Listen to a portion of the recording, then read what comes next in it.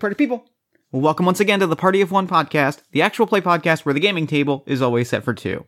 I am your host as always, Jeff Stormer. This week I am joined by Zack from the Heart Points podcast for a game of Grimworld. Grimworld is a hack of Dungeon World that takes the game into a darker, deadlier, and, in a word, grimmer place. It is a game that emphasizes horrifying monsters, shadowy conspiracies, and the often mortal and tragic cost of being a hero. It's a fascinating game supplement that takes Dungeon World, which is one of my favorite games, and pushes it in some really cool and exciting new directions. I can't wait for you to hear the episode and to check out the game, which you can learn more about in the show notes. Heart Points it's a podcast that is just very good that you should just be listening to. It's so wonderful. It is a one-on-one actual play, which if you enjoy Party of One, is probably up your alley, in which Zack and his wife Diana play through an ongoing Dungeon World game set in a homebrew setting, as well as some two-player one-shots along the way. It is wonderful. It is every bit as charming as the name and the pitch make it sound. It is so worth your time. I could listen to it forever. It's fantastic. You can and should find more information about Heart Points at heartpoints.wordpress.com. Now, before we dive in, a special Patreon thank you goes out to our newest backer, Corv. Thank you so much for backing the show on Patreon. It really means a lot to me. We actually just hit our $50 a month funding goal for the podcast, which means all of our expenses, hosting, cloud storage, all that kind of stuff is paid for, which is awesome. And that means I'm going to be running a special Patreon game for Patreon backers every single month. So if you want to play special games with me, this month will probably be mission accomplished. So if you want to play special secret games with me, you can head over to patreon.com/partyofonepodcast for more information. And with all that said, let's throw it over to me in the past so that he can get started with the show. Take it past me. Thanks, future me. This week I am sitting down with Zack from Heart Points. Zack, thank you so much for coming on Party of One. Oh man, thank you so much for having me. So, real quick before we dive in, why don't you take a moment to tell the listeners at home about Heart Points, about anything you might want them to know about, any cool projects you're working on, that sort of thing. My main project right now is Heart Points. It's a one-to-one, like yours, actual play podcast, but I do it with my wife Diana, and we play right now we're playing a long-form Dungeon World campaign, and we do like some mini stuff on the side, but mostly it's a long-form Dungeon World campaign set in the diverse city of Seguranza, and it's a lot of fun. You can find us on Twitter at HeartPointsPod. I cannot tell you how delighted I was to discover that there was another two-player role-playing games podcast happening, like, super close to me. It was a treat. And yeah. It's a good show, and I'm delighted. It's just a real delight. Thank you so much. I felt the same way when I met you at Amalgam Comics. I was like, oh yes. Man, there's another one-to-one podcast, and, like, I think it's super cool because we both do, like, the same idea but slightly differently, and they fit together really well. Yeah, they really do. It makes me happy too. They've written together really well, and it just, it's funny because it's such a small niche. But like every time I find another podcast that fits into the niche, I get my heart grows a size, like the Grinch. My cold, dead heart. Yeah, no, I feel that. So this week we are playing Grimworld. It is a supplement for Dungeon World, designed to tell sort of darker, harsher, more unforgiving kind of fantasy stories. So, I'm really excited. So why don't you introduce us to your character this week? So I have made Sipak the Kobold Shaman. I was looking through, like, the Grimworld playbooks, and the Shaman, like, struck out at me because it is a very dark magic user, and I thought that was super cool. Sipak is a shaman. They are looking for the spirit of the first dragon is their goal, and they so the cool thing that I like about the shaman is that they can bind spirits into totems, and I think the totems that Sipak makes are these little, like, blown glass baubles, like beautiful, like, almost like Christmas tree ornaments, or even if you've seen, like, old fancy, like, perfume bottles. He blows them with like a traditional, like, glass blowing pipe, and stores the spirits in those. What happened? He once broke a bauble. What happened? Once he broke a bauble, and I think he let out a very dangerous spirit he had been storing, maybe for a special occasion, and it like for emergency use. And I think maybe it broke like one night over the campfire while he was crafting another totem.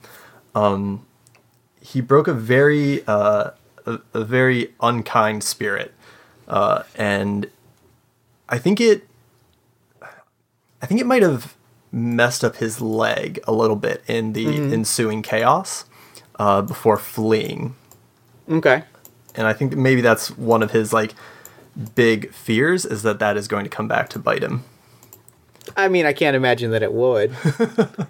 Tell me about the spirit of the first dragon. The spirit of the first dragon is Fornak, and Seepak is... I think Seepak is an optimist in all things, and I think he thinks that if he can find Fornak, he can kind of bring the kobolds back from the brink. Since this is Grimworld, I think maybe kobolds have had a rough time of it. Yeah. Maybe even rougher than kobolds traditionally do. Sure. And I think if he can find Fornak's spirit, he can bring the fire of Fornak, like light and energy, the harnessed fire of the hearth, to the kobold people. And so that's what he's kind of dedicated his life to. Okay. Interesting. So how does Seepak make a living during his travels? Like, what is he after? What is he looking for? And where did he get a lead about the wealthy port town of Penhurst's Abbey? So I think he is a kind of a wandering ascetic, in that he is very much trying to make things on his own, or rather, actually, he's a beggar, I think is probably the best way to put it. I think he tries to get by on the kindness of strangers, but also I think it tries to lend his services as a wise man, as a spirit talker. So it's kind of like a pass a few coin my way and I'll tell your fortunes type of thing. And so the port town of where? Penhurst's Abbey. Penhurst Abbey. It's kind of a wealthy, maybe a little stuck-up port town. You know, the kind where, like, nobody really, like, comes in or out, and it's just sort of like... It sort of feels like it almost should be a tourist town, or, like, one of those quaint towns you'd see on a postcard. But, like, something about it just has this air... You can almost feel the dust hanging in the air. Yeah. Like, nothing has been moved even by the townsfolk in a generation or two. Okay, yeah. I think he comes to Penhurst Abbey because he's been making his way up the coast. The beaches are good for an ascetic. There's lots of sand for glass blowing. There's fish to eat. People can generally be kind. And I think when he hears wind of Penhurst Abbey, he thinks that might be a good place to stop for a little bit and maybe rely on the kindness of some more well-off folk. While you were in town, you know, you'd been here for a few days. While you were slumming it, for lack of a better term, somebody approached you about using your services. They were very anxious, very nervous. They kind of approached you after dark. They kind of buttered you up a little bit, and they brought you back to a very nice, very proper kind of house, right? And they came to you specifically kind of asking if, you know, your reputation a little bit preceded you. Oh, okay, yeah. Seepak is very just amazed at, like, the size of this house, the scope of this house. I think he's very taken in by these kind words, but also a little wary, because as an ascetic, he also kind of is like, you don't need all this stuff. Sure. You don't need all this. So give me an example of something that is just excessive in their play. So what is something that catches Seapok's eye as a symbol of pointless wealth? I think there is like a lot. Honestly, my first thought is the silverware and the diningware. It's all like silver, and I think there's like fine, expertly crafted silver, and like silver and gold like frames hanging like beautiful artwork, and there's just a lot of it. Yeah, there really is. And it's very specifically silver. You had heard tale that Penhurst Abbey was near an old silver mine, but like this seems excessive. It almost seems like places are inlaid with silver. Well, that doesn't really raise a red flag, does it? I mean, lots of things use silver. It's not just used in rituals, but it still seems excessive, right? Yeah, I think the more I see of it, like gilded into like I don't know, railings and just everywhere, it's starting to, I don't know, weird Seapok out a little bit. You definitely get that. Yeah, that vibe certainly makes sense, especially as they're kind of explaining to you why they sought out a shaman or a soothsayer specifically. They have had their son is sick. This old man, Cyrus Willoughby. Oh, that's a great old man name. Right? Cyrus Willoughby's son, Gerhard, is sick. Gerhard Willoughby is sick. He has been for some time.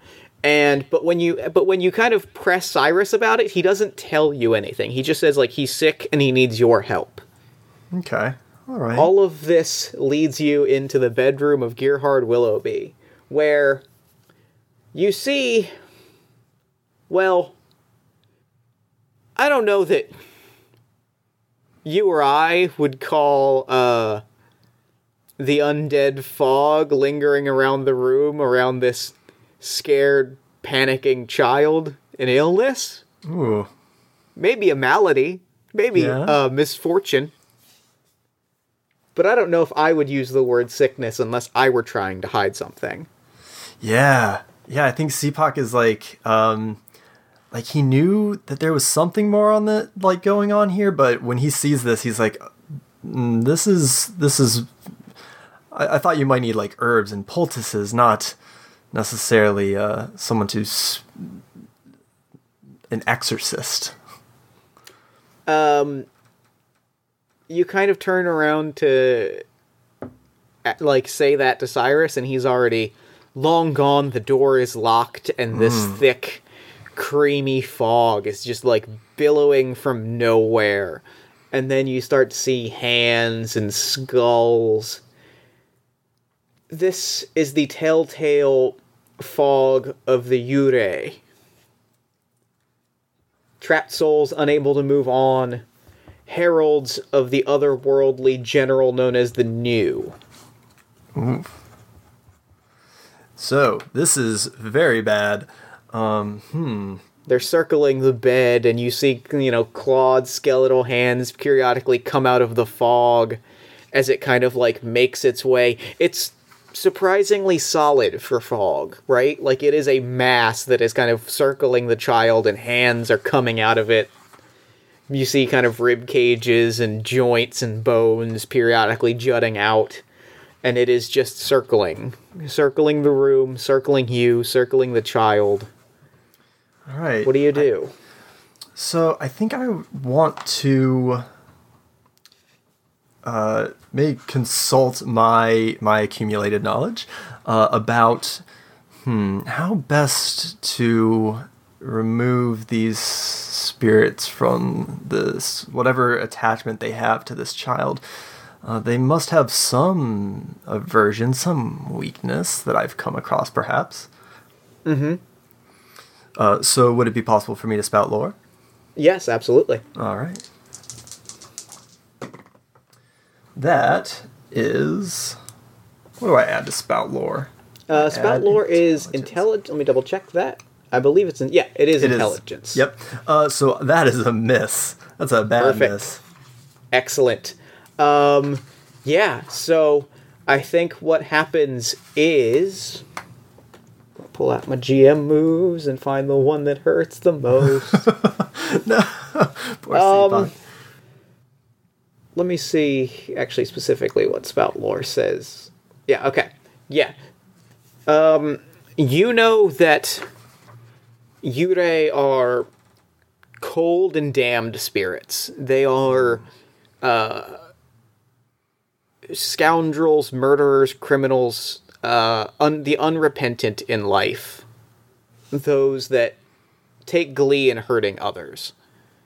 Such that when they are dragged into service by the new, they become interested solely in draining the warmth out of the living, such that they may steal that one last flame of life that they took so much joy in stealing from while on the mortal plane.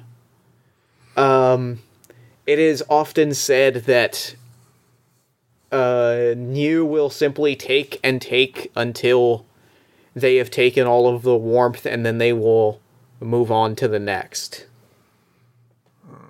But I have a feeling you can't let that happen. No, not at all.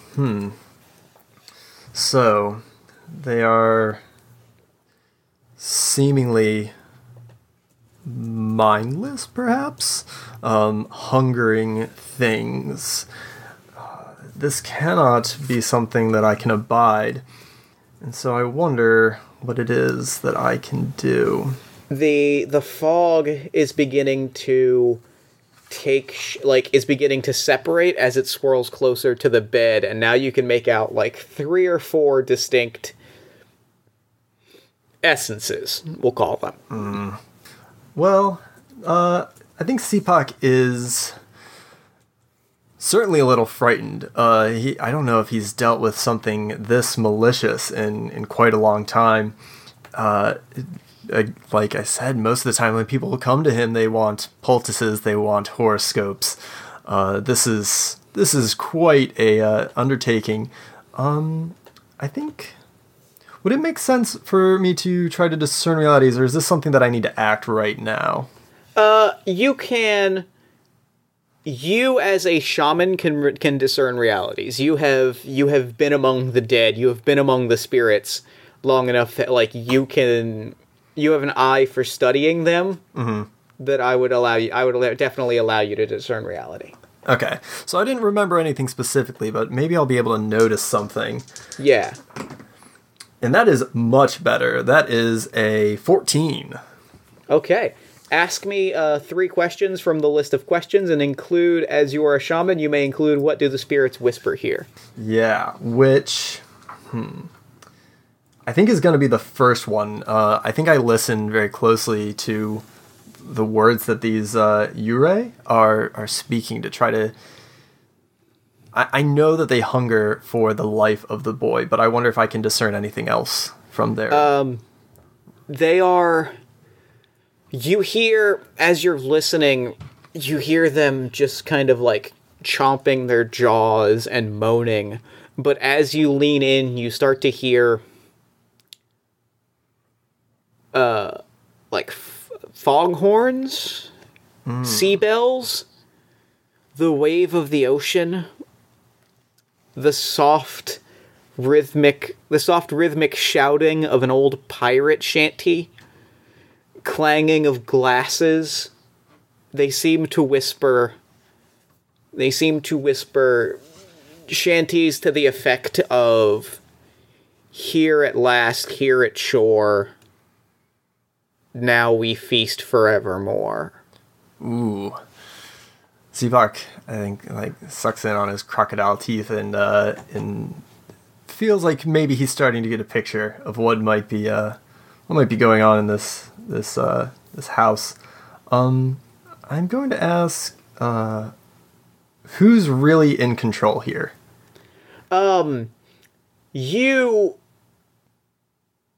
You hear them, like, cheering and chanting, and you know that one thing that you know about Yurei is, like I said, they are the heralds of the new, which is the guardian, the general of an old and forgotten terrible god, a tiger-faced ghost, heralding.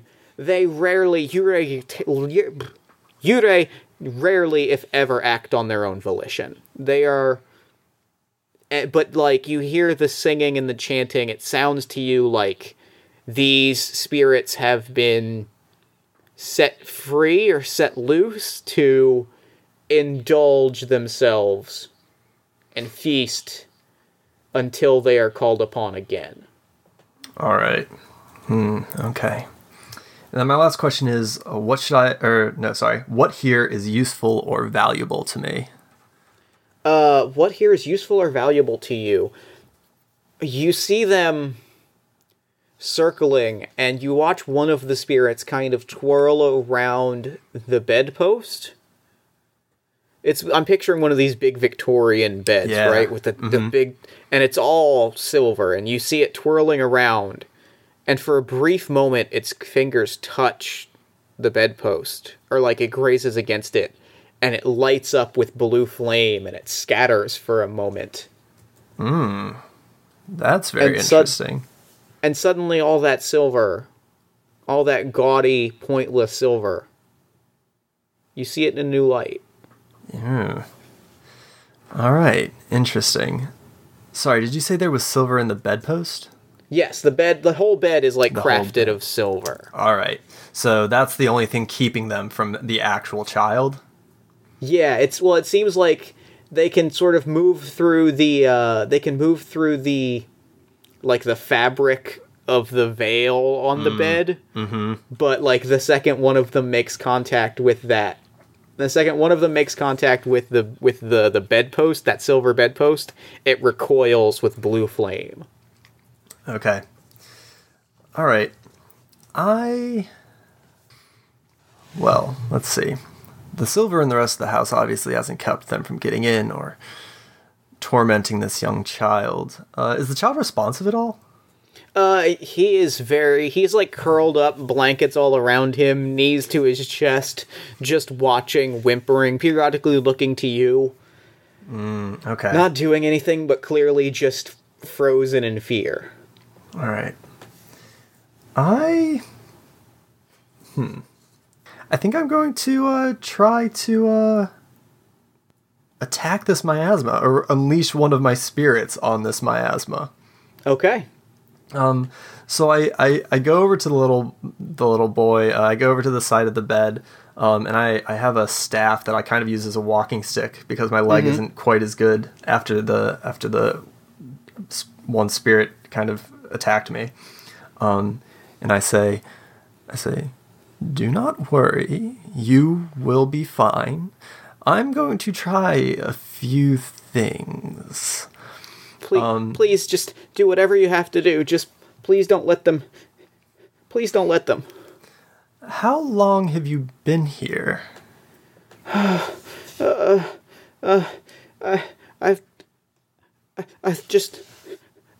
father sent me to bed and they were here. We had heard rumors but I didn't think they were real. Alright, Sivak nods and he goes, very well, let me see what happens when I do this. And he as he's been talking to this boy, he's been kind of like combing through his like things. The glass bottles are kind of clacking against one another. And he pulls out one that's like, it's blue and shiny. And within it is the spirit Yuka who is a lightning spirit. Okay.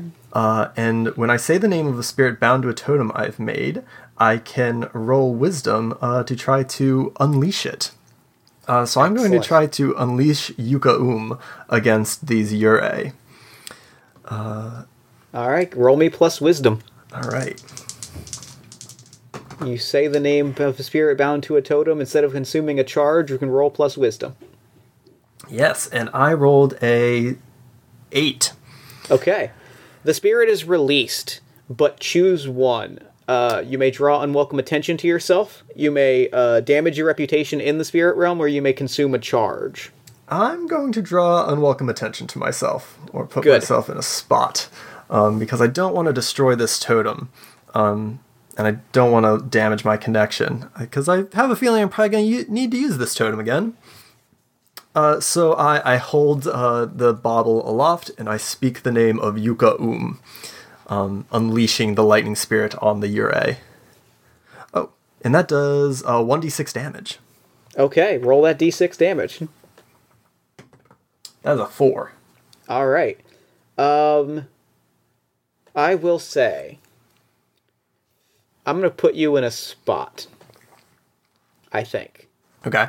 Now, you attract attention. The lightning spirit bursts through and begins bouncing around the room. Yuka is immediately drawn to... Yuka bursts forth from your bauble and is immediately almost magnetically drawn to that silver bedpost, right? Begins bouncing from post to post, bursting forth each time, and catches one of the spirits and consumes it immediately, like empowered by the silver and the power of electricity. It bursts through, and one of these 4 clouds of skeletal malice simply ceases to be. But as this is happening, the other spirits take notice of you, and sense take notice of you and decide that there is a much brighter flame to extinguish tonight. Oof. All right, yeah. I get a little crocodile smile as I notice this attention has refocused on me. At least they're not going to torment the child anymore. All right. Have they made to move at all? The Yurei?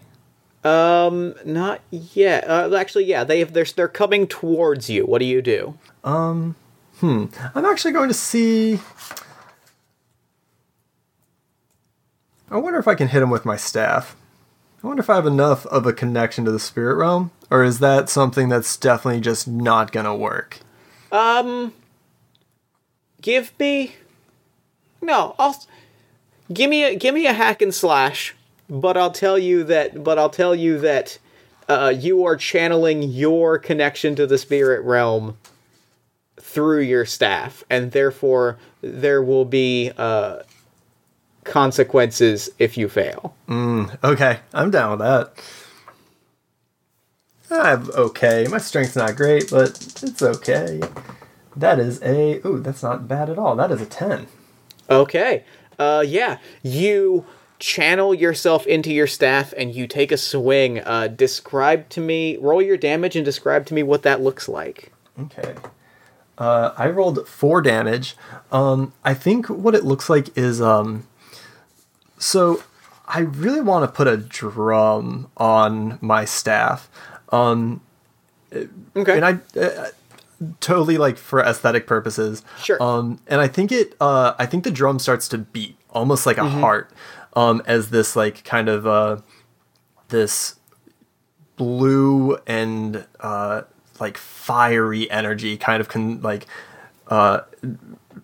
glows off the top of the staff where this drum hangs, and I think it starts to beat like a heart, and I just kind of swing it and hit the first of these Yurei as it is coming towards me.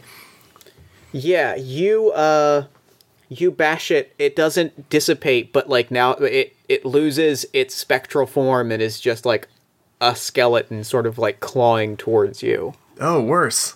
Leaving kind of like icy, withered death with each touch of its fingertips. The other two, one swirls around your staff, and the other swirls around you, like you. Give me a defy danger. Using whatever ability you want as these things try to like drag you down and steal the warmth from you. Oh, okay. I'm trying to think.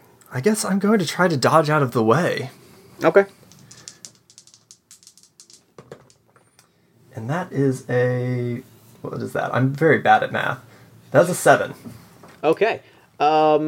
Yeah, you're able to dodge the one that tries to, like, flow through you, stealing your warmth. Mm-hmm. But the one that wraps itself around, but in doing so, the one that like, is circling your staff is able to, like, pull it away from you. Oof. The drum beat stops. They're all kind of focused on you. The lightning spirit is still dancing around the room. Ooh, yes. Okay, so Yuka is still out? Yuka is still out and about and dancing around. Okay, yeah, I'm definitely going to call to him again then. Using Spirit Talk, I'm going to ask him I think I point at the one that has taken my staff from me, and I call on Yuka name again. And that is a 12. Okay, beautiful. Roll that damage. All right. 5. Yuka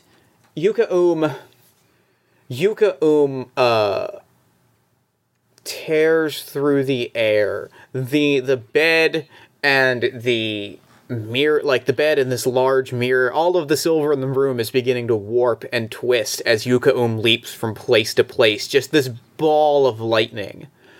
It blazes through, it tears through the one touching your staff, right? Yeah. Your staff is suddenly, like, lifted in the air, crackling with energy. And the drum beat begins, and with one massive thoom, that skeleton that was crawling towards you is ash on the floor. Oh, thank God. There is only one left, but it sees you, and it sees Yuka and it sees your staff, and it dissipates with a cackling laughter. Oh, that's bad too. And that's when you hear a knocking at the front door of the house, a story below you. Oh, all the way out there, someone's at the house. Oh, that's not good either. Yeah, so... there's a large window you can look out if you want to get a look at what's happening outside. Oh, for sure. I think I grab my staff first and then go over to the window and look out. There are several cloaked, they look burly, like they could be town guardsmen, but they're all, like, wearing these very ceremonial robes and holding curved daggers. You hear Cyrus outside saying, "Look, you'd have done the same thing. The pact is the pact, but you'd have done the same thing." And they start trying to... Several of them from the back take torches and start moving towards the corner of the house. And you hear one of them loudly say as he grabs Cyrus, the one in the front. The town guardsman, the robed figure in the front, grabs him and says, we made a deal, and you broke that deal, and now we're all in danger. Unless we do what we're about to do. What do you do?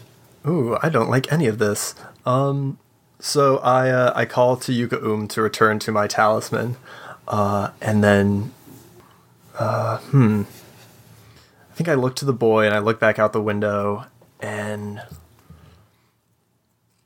they've set torches to the corners of the house. The whole thing is starting to light up. All right, cool. Yeah, I think I go to the child and, what was his name again? Gerhard. I think I grab Gerhard's wrist and I say, "We need to be going now." Are they going to hurt Father? No, they are not. We will make it through this, I promise. Just like I promised to get you out of your bed. Okay, I believe you. And the two of you, he will follow you wherever you go. All right. So yeah, I pull him out of his bed, and we make it to. I guess we head out his door, and I think they've already set fire to the house, so I don't want him to hide. We need to. No, that's not true. I want him to come downstairs with me, and then I want him to. I don't know. When I go down the stairs, can I see Cyrus like in the door, or is the door is wide open. One of the robed figures has him by the collar, right? Like both hands on the collar, and is like shaking him, just screaming, "You broke the pact. You broke the pact. Now watch it burn. Now watch your mistakes burn." Okay. Yeah. I think CPAC as he's coming down the stairs, yells something to get their attention along the lines of, what pact do you speak of? What is so dire that we set fire to a house with a child inside? The head robed figure slams Cyrus into a wall. Gerhard screams as two more robed figures with knives make their way inside. Okay, so they're not just setting fire to the house. That fog that you saw earlier, the one that brought with it the Yurei, seems to linger around them. And they begin to, they say, "So you're the one that broke the deal. You're the one that ensured that the new would leave. You're the one that ensures that what was waiting in the mine is going to find us, and is going to come for us. Unless we make this silent now." And both of them draw their knives and approach. Okay. Alright. So, I have this child, and that's the thing that I'm very concerned about. Alright. Well, I very much think this is kind of like exactly what is going through CPAC's head. Is he's just kind of standing there, like thinking as they approach, well, I have this child, and these guys have knives, and they're very upset about something. I'm not entirely sure what. And I think he starts digging through his things again, and he pulls out a small bauble that is like covered in small, like dull spikes. And he speaks the name of Pahin, who is the prickly porcupine spirit. This is a spirit that gives me some it gives me anytime somebody makes a melee attack against me, they take damage. So I like that. I'm gonna try to summon this guy first, because these guys have knives. As you're doing that, also give me a discern realities after you do this, as you've taken the time to survey the situation. Oh, okay, cool. Ooh, that is a miss on the spirit talk. Okay. That is not good. Yeah, so, what happens then is, you crack the bauble, or you hold the bauble, you summon the spirit, but, what happens instead is, no, I'm gonna say the porcupine spirit comes, your body becomes covered in barbs, but like as this happens, you hear from behind you, "Ow, ow, ow, ow!" And you turn and you notice that Gerhard had been holding your leg. Oh no! And like got like cut up a little bit, pushed himself off, and is now running and is now like hidden.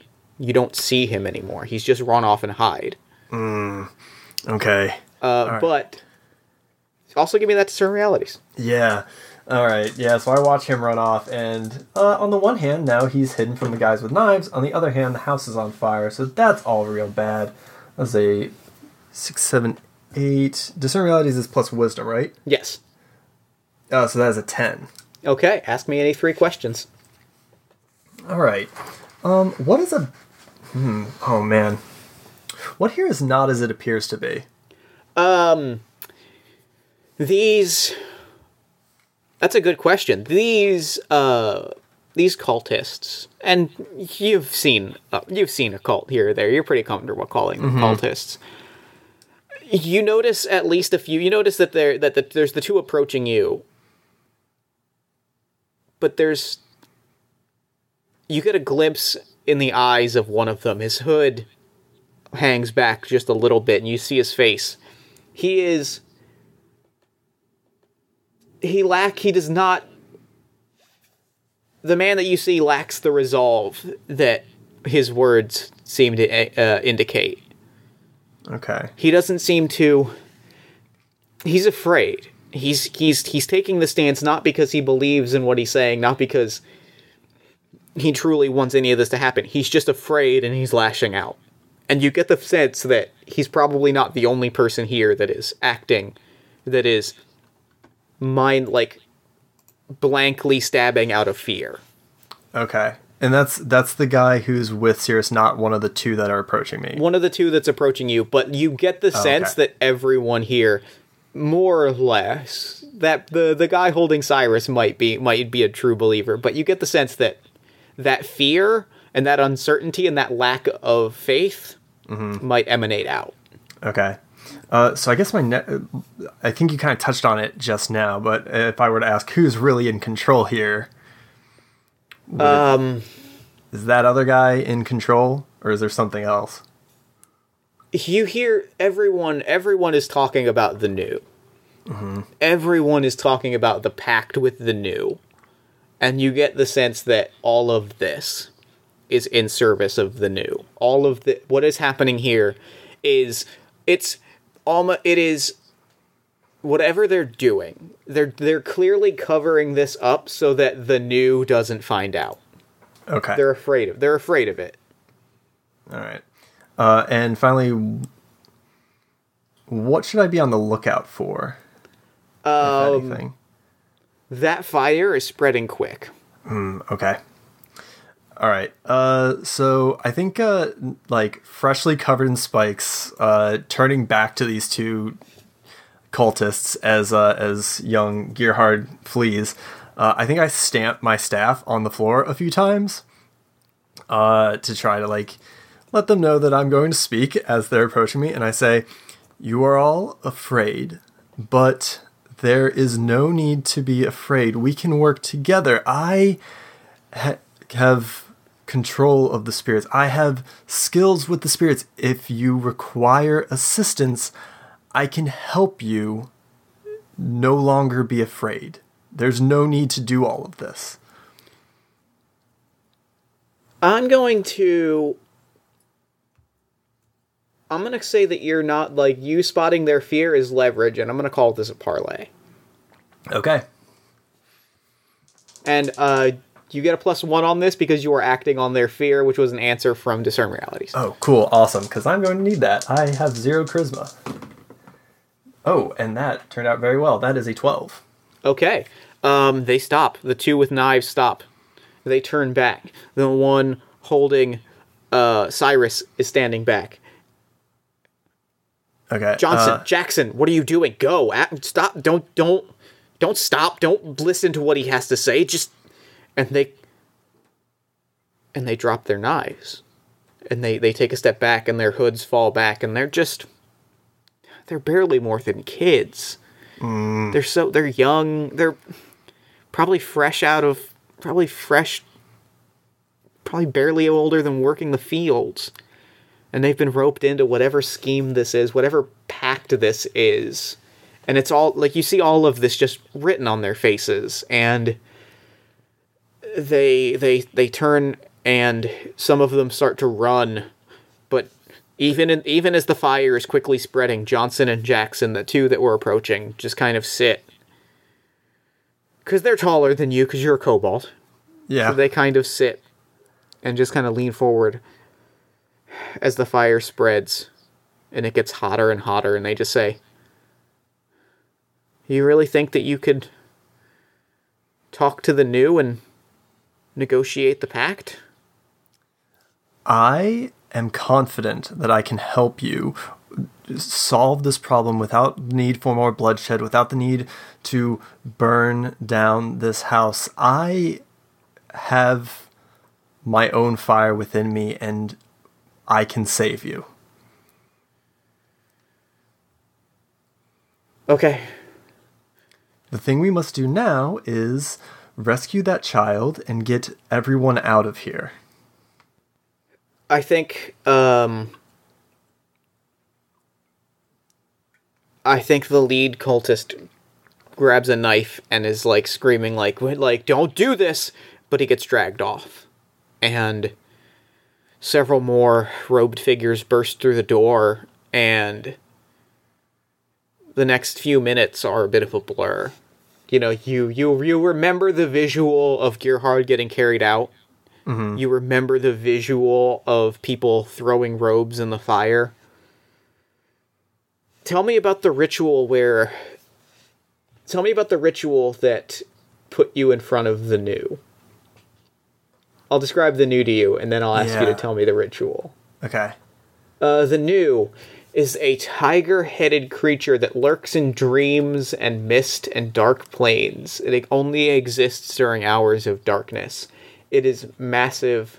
It is a dream It is a dream beast. It devours memories, and it is the servant of an ancient grim god. A creature, a walker of nightmares, enshrouded in mist like the Yurei, but more whole and more present, and with a swagger and a confidence that is terrifying. Okay.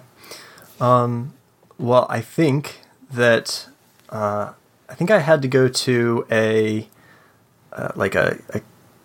cave by the shore, and find a. It's got to be a new moon, obviously, right? In fact, tonight, like the night of the fire was a new moon.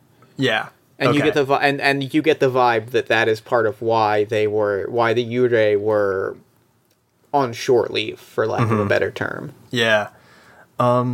So yeah, I go and I find this. I find some sort of cave system, somewhere that I can be alone and in quiet, and with I think I form a poultice. Or a paste out of these psychedelic mushrooms, and I light a fire and offer some of my blood to it with a cut across the palm, and I call upon Nue to meet with me. I demand an audience, and that's kind of a risky move for the general of a dark god, but it works. It works effortlessly. You know, that mist.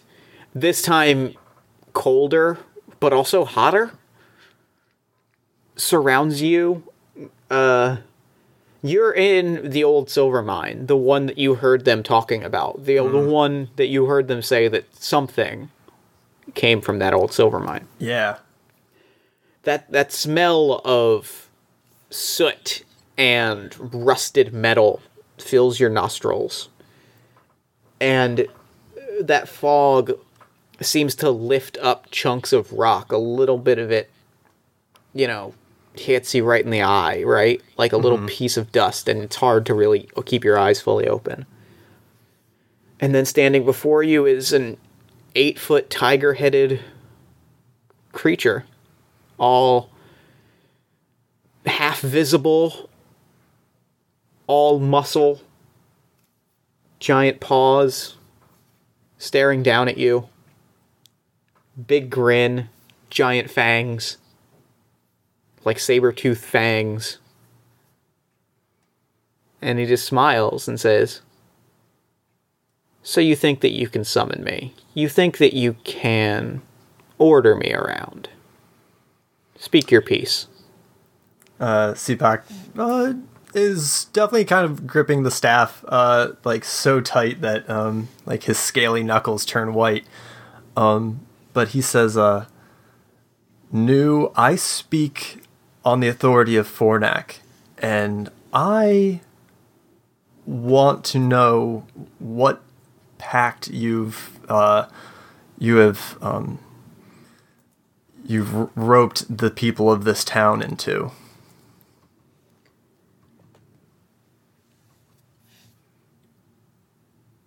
What business does the general of a dark god have with this town?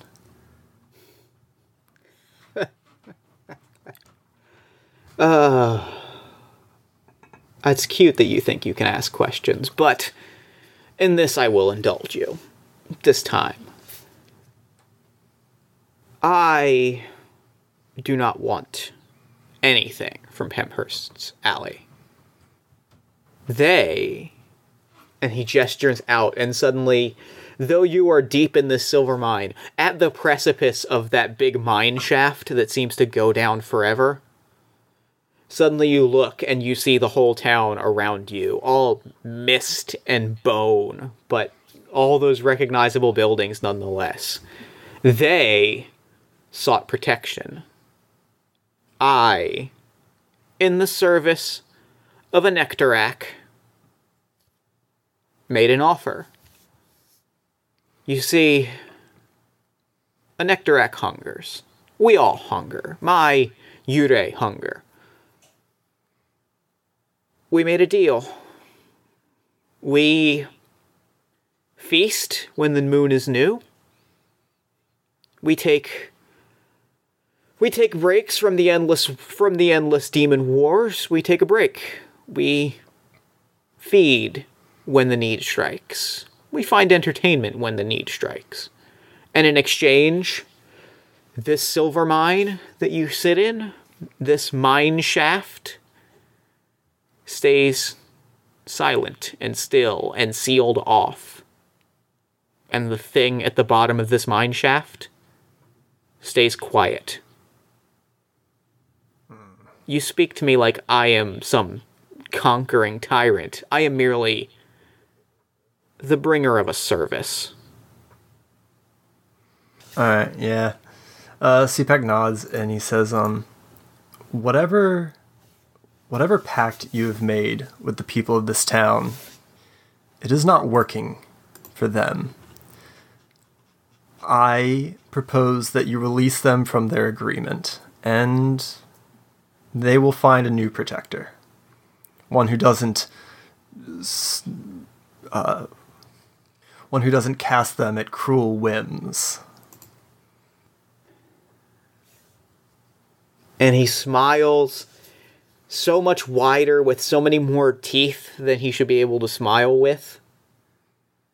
And you feel that chill and that burning heat all the way down in your core. And suddenly you see all those bone buildings and those mist buildings that he conjured crumbling and collapsing, and you hear screams and panic. And then silence as the illusion scatters. And then he smiles again and says, "Fair enough. The pact is broken. My Yurei will scatter. And, well..." And then you hear the rumbling. The Drohung, well, you're the protector. It's your problem now.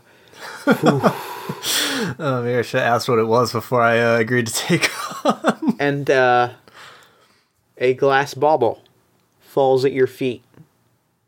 One that is cold, black, almost obsidian glass. Almost an onyx stone sits at your feet. It burns a little bit when it touches your foot. And then goes cold. The rumbling from the mine shaft grows larger and larger and larger. This black bauble appeared when the new disappeared. Just before the rumbling started. Interesting. And it just appeared. All right, okay, cool. I'm going to grab it and I'm going to pocket it. Actually, well, no, I guess. Do I know what's in it? I just want to make sure. Let me see. I think you might. Do you have a move for this? If not, I'll just say that you know. But you might have a move that lets you read spirits. No, I get it would probably be spout lore. Actually, give me spirit. Roll me spirit catcher. Oh, okay. Yeah. So, spirit catchers, when you witness a creature die, you can bind its spirit to a special totem, which is seems very appropriate. Not quite a death, but certainly the scattering of an ancient spirit. Yeah, no, that makes perfect sense. I love it. And that is a 7. On a 7. What happens when you release the spirit is the new and the Yurei come forth and feed. All of the hunger that they've built during the demon wars will be sated, whether on the target or otherwise. There will be no rebinding this spirit if it is called upon. They will feed. You might see some of their meal. You might not, but they will feed. All right. So this is a big one, and it's a risky one. Yep. There's an additional undesirable effect, but it will do. We'll say a D10 damage. Oh dang! Okay, cool. It's a big thing, but yeah, people are gonna get hurt. All right. And this rumbling is coming up the shaft. Yeah. What did you call it? The Drohung. The Drohung. Okay. All right. Okay, I guess I am going to. How big is this room? Like, can I try to fight it in here? It's a fairly spacious mine, we'll say. Okay. Tell me a little bit. What I'll say is we'll both describe a few. We'll go back and forth and both describe 2 prominent features of the mine. Right, really set the stage for this big, elaborate climax. And then before we do that, we'll take some time and do some experience stuff to see if you level up, because this is a thing I learned recently, and I'm really excited about doing it in Dungeon World one-shots. Oh, okay, cool. Is leveling up before the big boss fight. Oh, interesting. So, let's see. I'll give the first feature, and that is that it is, this is where, so the mine shaft is where the actual mining was happening. Mm-hmm. This is where sort of the crews were meeting up in between, going down for jobs. So there are benches, it is a large, spacious area for crews of miners to sit. There are benches, there are tools scattered around, there are wooden platforms for people to sit and eat. Okay. It is big, spacious, and there's a lot of almost like home goods scattered around. You know what I mean? This is sort of where they had lunch. Okay. And give me another feature. Well, I think there are a lot of lanterns hanging about, especially if this is a gathering place. There's probably a bunch of unlit lanterns. Yes. Maybe still full of oil. Probably still full of oil. Yeah. Maybe not full, but they have oil. Right. Ready to be lit. Yeah. Hanging from the rafters. This is, like I said, Penhurst Abbey is a coastal town. It is a shore town, and so this mine runs along the water, so there's just water dripping, and water kind of pooling at your feet. This murky, old, salty water is sort of you get the sense that high tide comes and it was you get a sense that a lot of it's reinforced to keep water out because it might be partially underwater. Okay. But it's not particularly well done. I think there is a lot of wooden structures. It's all stone and wood, kind of keeping this built up. And I would imagine, well, actually no, is that a bad idea? Because it would probably be rotten, or does that make things better? Yeah, I think there's a lot of like wood structures that is like partially rotten. Yeah, for sure. A lot of big wooden support beams that are kind of like bowed over Yeah. and are starting to give, and like the stone is just pressing on them. I like it. I like it a lot. All right, so that's the scene of our big climax. Now let's take a moment and go over some questions. Take a look at your alignment. If you feel like you've done anything so far that has been in line with that, you can mark experience. I went with good, which was heal or help a troubled spirit, which I do not. I don't. Nope. All right. I think I'll still give that to you. Okay, I will take it. I will gladly take it. You've freed some souls from torment. Yeah. And also, just because a child is alive doesn't mean he doesn't have a spirit. That's true. That's very true. I definitely helped some troubled. Yeah, the spirit's just still in their bodies. They're fine. Right. Exactly. I'll give you that. Did you learn anything new and important about the world so far? Yes, I learned a lot of things about like the cosmology of this world. Good. Did you overcome a notable monster or enemy? I talked New into kind of just like not only piecing out, but also giving me a WMD. So I kind of think I like. Yeah, I'll mark that as yes. And did you loot did you loot a memorable treasure? I kind of want to count that bauble. I would count that bauble, so mark yes. Coupled with the one fail from earlier, right? No, you had 2 misses, so that's 2 additional XP. Yeah. So where does that leave you at? I think that puts you at a level up? It puts me at 5, by my count. Because that was 1, 4, 5, 6. Okay. Not quite enough to get the level up. Cool. Then we'll start the boss fight, and if you get 2 more experience, I'll let you take a moment and level up. Oh, that would be very nice. That would be very well appreciated. So what happens is you're left alone in this dark, unlit. The only light is from the glowing of your staff and from the poultice that you've spread around, as it emits this ghostly glow. But the thing about ghostly glows is they also emit shadow. Mm-hmm. And suddenly those shadows start to move around. They start to flow like the dripping water all around you. They start to pool and amass. And you hear this rumbling from the mine shaft. And you hear like something crushing and gripping the walls of the mine shaft. And you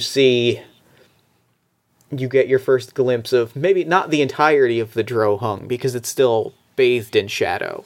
Partially living shadow, but it is bathed in shadow. It is twisted and mutated rotted flesh. Once human. Maybe dwarven or elven, but humanoid. That has been warped and corrupted and disfigured and dismembered, and is this colossal mass of tendons and rotting skin and lesions and muscle fiber and shadow, pure, inky, dripping, wet, flowing shadow,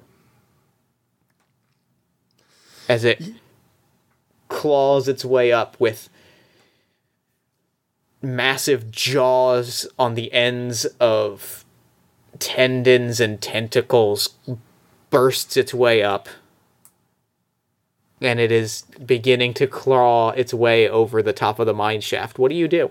Oh, man. Oh, wow. I probably should have probably assumed that whatever the New was guarding was going to be way worse than I expected. So, all right. Well, I I think I'm gonna start with. I think I'm gonna start with Paheen, because if I can get Paheen to grant me that spiked thorny armor, then I can maybe hope to hold out a little bit longer. So I think I'm going to draw Paheen. Okay. Because I really do not want to. I very much appreciate New's offer for last minute help, but I'm gonna try not to use it if I can. That makes sense. That's solid. That's a smart move. So that is a 11. Okay. It goes off effortlessly. Describe to me the summoning of Yuka So this Paheen. This one is Paheen first. Yeah. Describe to me what it looks like when you summon Paheen. Yeah. So I draw out Paheen's bauble and I speak his name, and Paheen kind of like forms kind of like benevolently like around me. I kind of picture him as like those tree climbing porcupines where they they have prehensile tail and like very kind. He kind of like hangs over me and kind of like wraps his arms around me, and those the spikes on his back, the quills on his back kind of like form into me. So like last time when it went wrong, it was very much like thorny. Now it's very much like quills, like spread along my back and along my my cloak.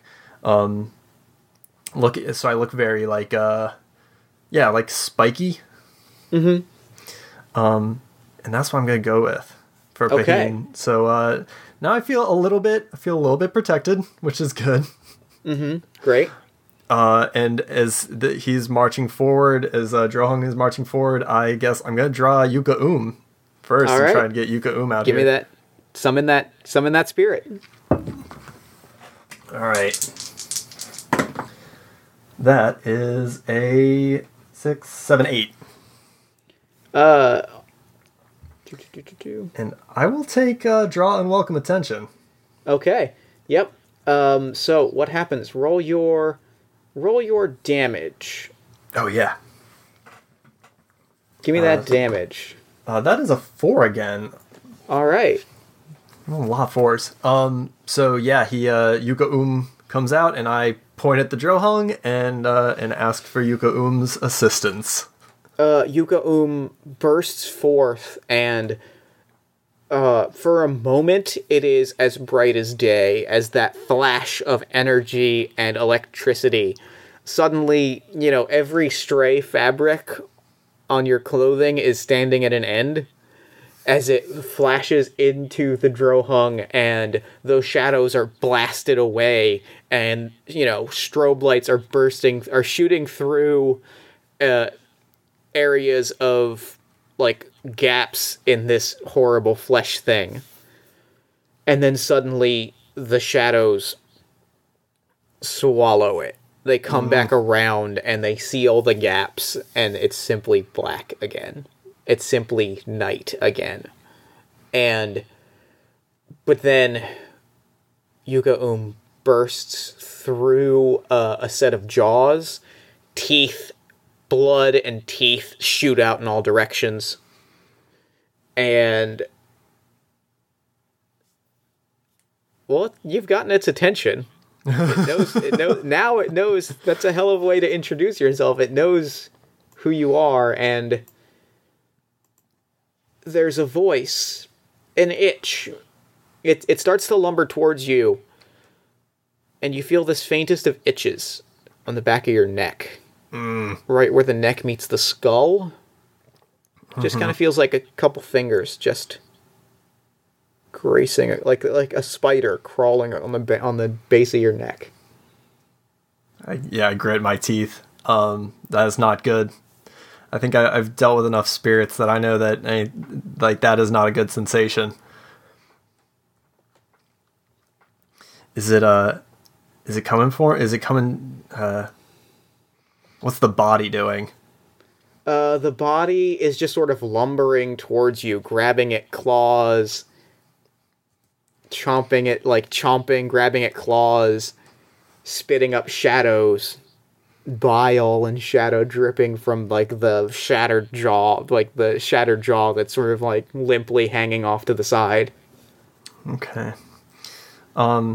Is that sensation, is it trying to communicate with me, or is it trying to, or is this a, is it more malicious?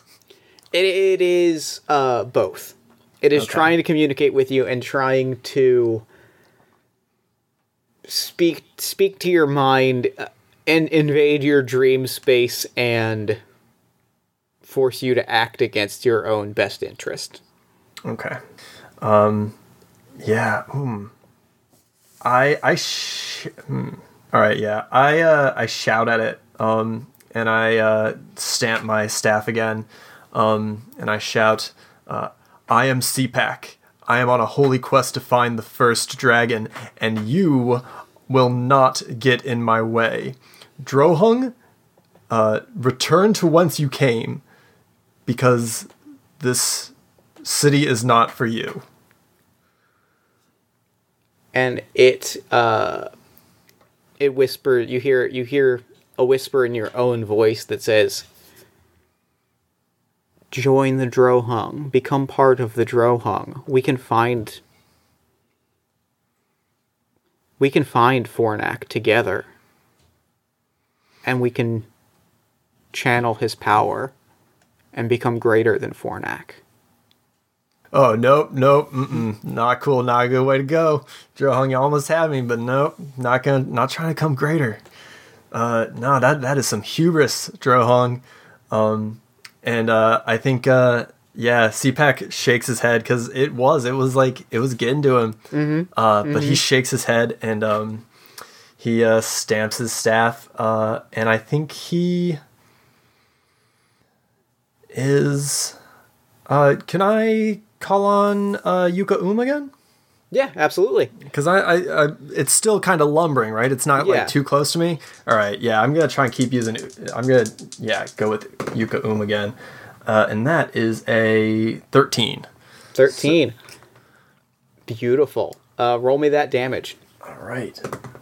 That 3. The nice thing is Yuka blasts through the shadows as it was already inside of the Drohung. Oh, yeah. And those shadows just blast forth and splatter on the walls and resume their shadowy forms. And all that's left for a moment is this mass of writhing flesh. And now you start to hear the screams. Like, you still hear the voices in your head, this continuous chorus of, "Fornak is dead. Fornak is nothing. Fornak is gone.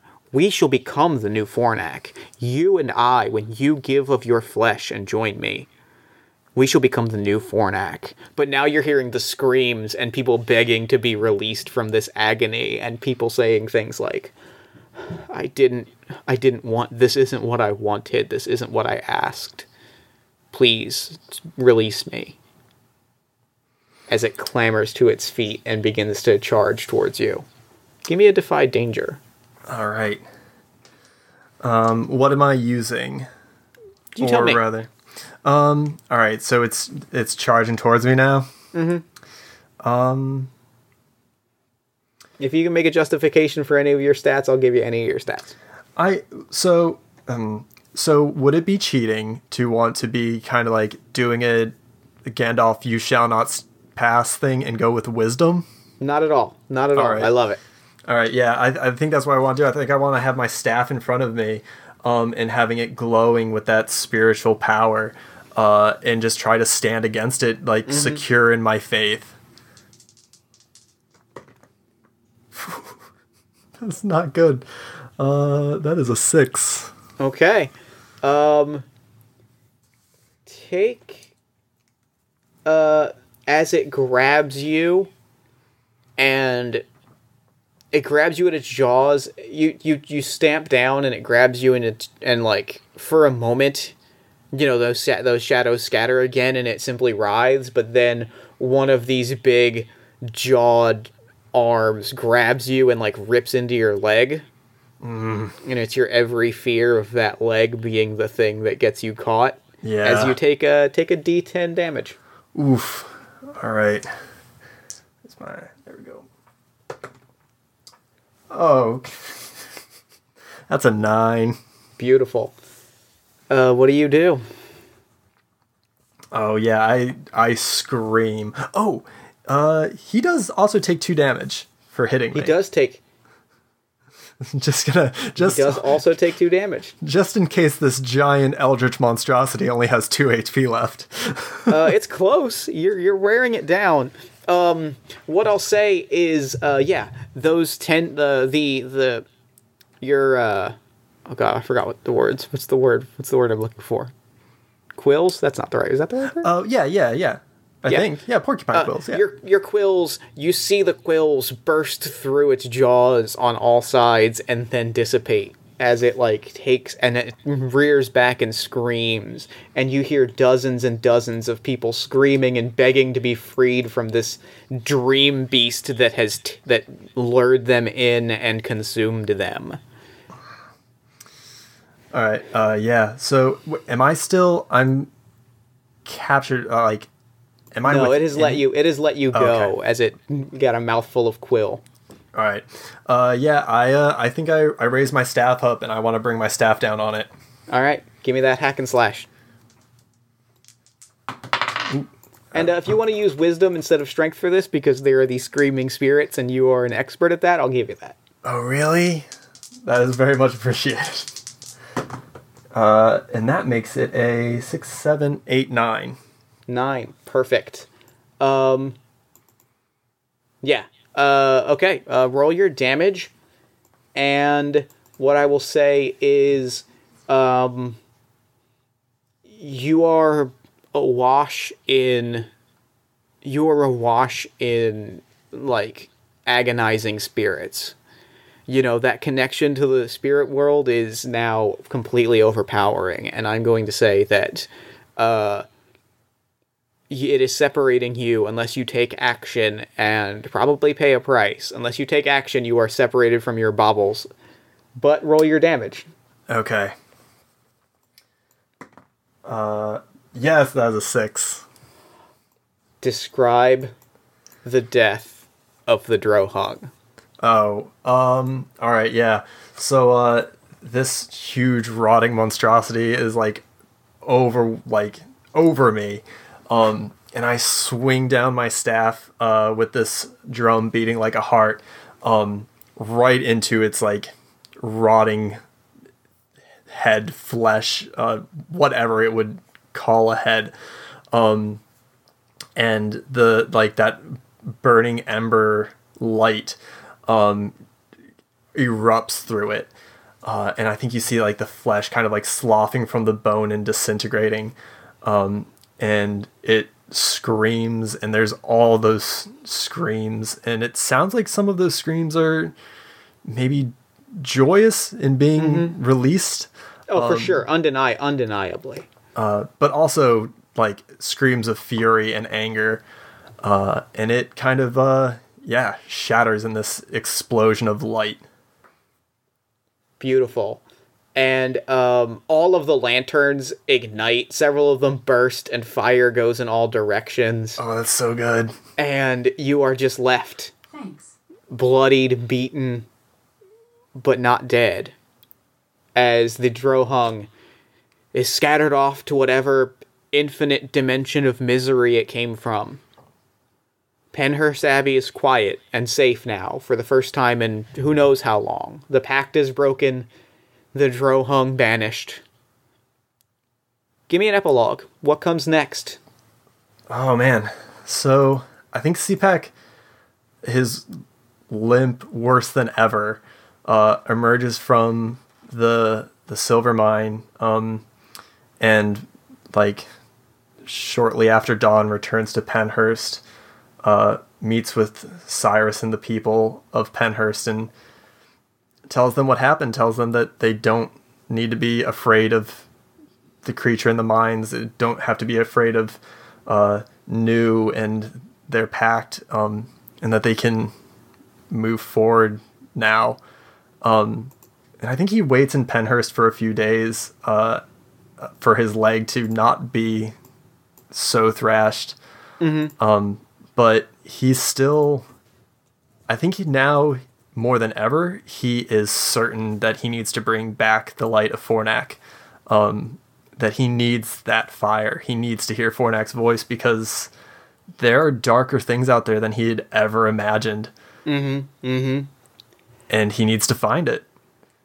And I think the last scene we see of him is him walking along the coast, leaving Penhurst, his limp worse than ever. Beautiful. I love it. And that is Grimworld. Oh my god, that was so good! That was really, really good! That was fantastic. Thank you so much for playing this game with me. This was a blast. No, yeah, thank you so much for GMing.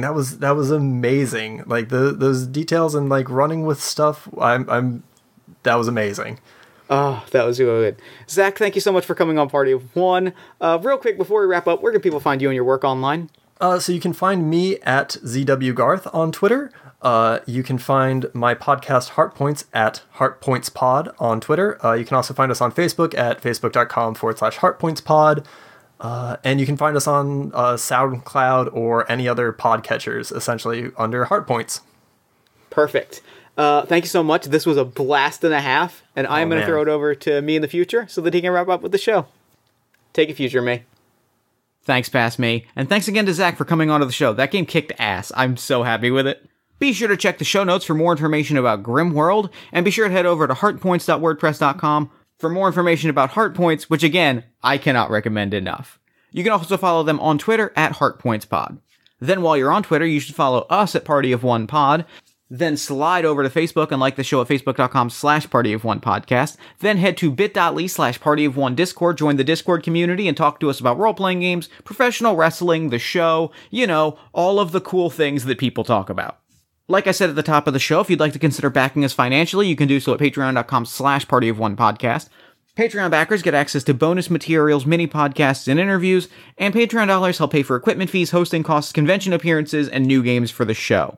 Of course, if you want to support us, you can also just leave us a nice iTunes review, give us a social media shout-out, or a word-of-mouth recommendation to a friend.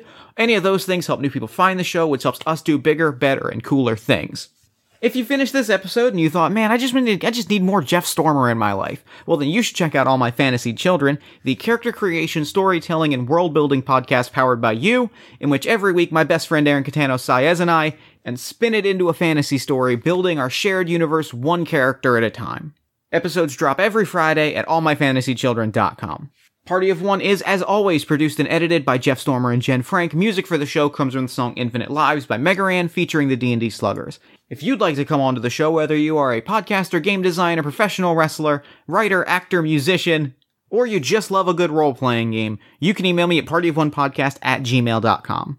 And that's it for me. Until next time, thank you so much for listening. Remember to fight the forces of fascism every single day.